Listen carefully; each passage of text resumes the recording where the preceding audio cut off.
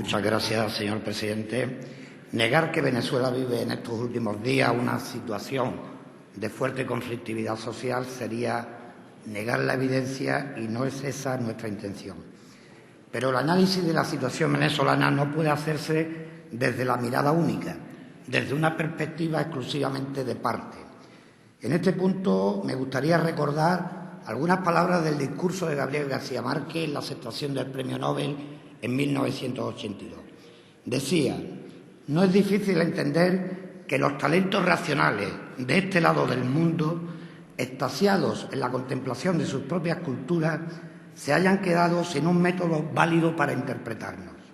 Es comprensible que insistan en medirnos con la misma vara con que se miden a sí mismos, sin recordar que los estragos de la vida no son iguales para todos y que la búsqueda de la identidad propia es tan ardua y sangrienta para nosotros como lo fue para ellos.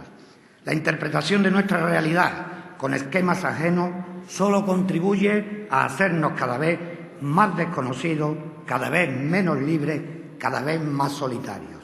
Tal vez la Europa venerable sería más comprensiva si tratara de vernos en su propio pasado.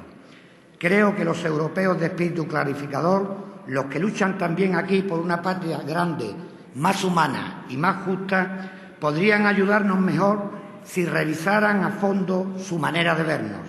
La solidaridad con nuestros sueños no nos haría sentir menos solos, mientras no se concrete con actos de respaldo legítimo a los pueblos que asuman la ilusión de tener una vida propia en el reparto del mundo. De ahí que nosotros pensemos que cualquier análisis de una realidad social o política tiene que hacerse desde una perspectiva múltiple. De ahí que no podamos prescindir de las declaraciones de la alta representante de la Unión Europea, la señora Ashton, de aquellas palabras en las que condena el uso de la violencia por todas las partes y pide no solo al Gobierno, sino también a la oposición un diálogo global, al mismo tiempo que la investigación a fondo y de manera imparcial, conforme al debido proceso legal de las posibles violaciones de derechos humanos. Y si no podemos prescindir de la mirada europea, tampoco podemos hacerlo con la mirada regional.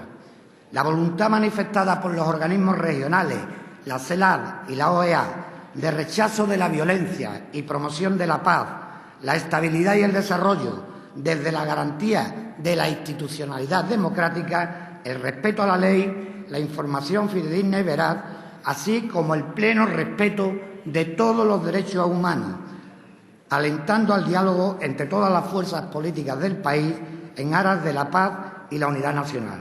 Nos negamos, por tanto, a abordar la realidad desde la mirada única y proponemos hacerlo desde la perspectiva global, como demanda Amnistía Internacional. Un segundo elemento que nos aleja de la posición fijada por UPyD en su PNL es lo que llamaríamos la visión maniquea.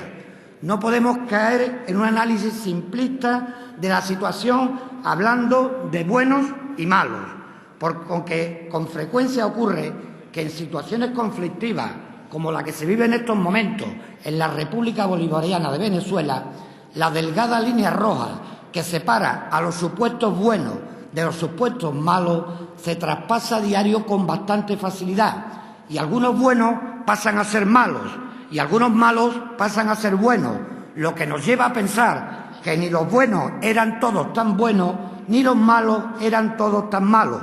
Por tanto, dejemos todos de repartir culpabilidades según nuestro propio interés político y atengámonos a la mayor objetividad posible en un tema tan trágico y tan doloroso.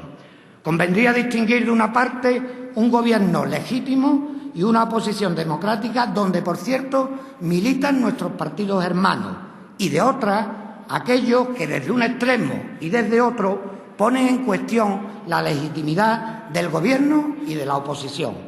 Por lo tanto, conviene tomar distancia con respecto a la visión maniquea y acercarnos a una visión más global.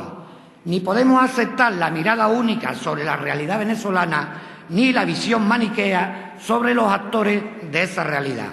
Debemos mostrar nuestra preocupación yo diría que honda preocupación sobre lo que allí sucede, así como nuestro talante conciliador para contribuir a la solución de la crisis sin alentar comportamientos que solo pueden generar reacciones virulentas y contribuir a enconar el conflicto. El Partido Socialista tiene y ha tenido siempre la defensa de la democracia, el Estado de Derecho y los derechos humanos como línea directriz básica de la política exterior y las relaciones internacionales.